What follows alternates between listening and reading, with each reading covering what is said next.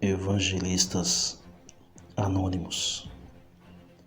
Existem pessoas diferenciadas, vieram a esse mundo com um propósito determinado por Deus.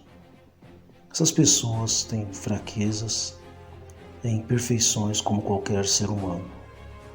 Eles nascem e crescem e têm um encontro com o Filho de Deus.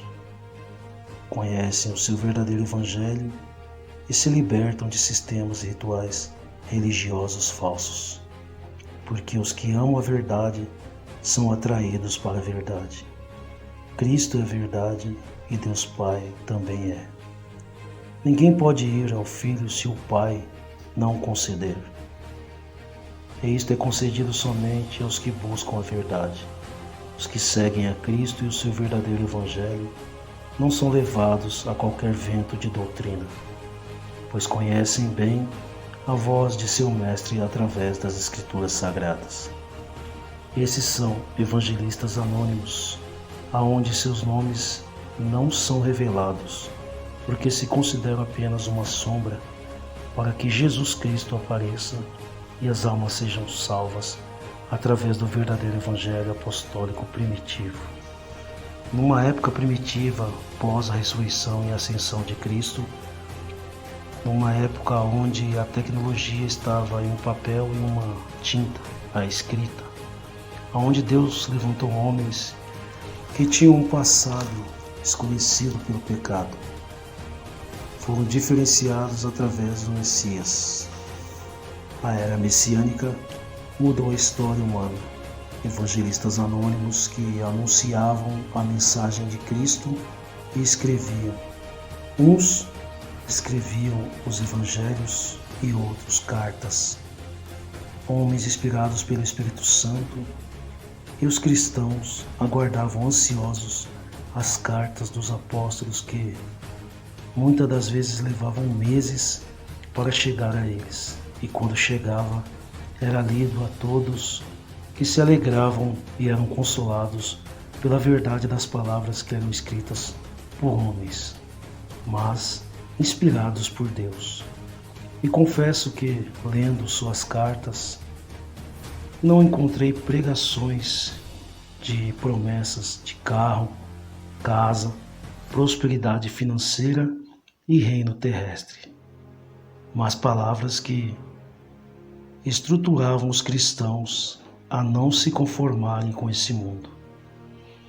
E o conhecimento do verdadeiro Evangelho de Cristo, dando a eles um alimento sólido, uma fé que iria ajudá-los nos dias bons e maus, preparando os cristãos para o efeito das aflições, por amar, seguir e anunciar o verdadeiro Evangelho de Cristo. Por isso, não desfalecemos, mas ainda que o nosso homem exterior se corrompa, o interior contudo se renova de dia em dia.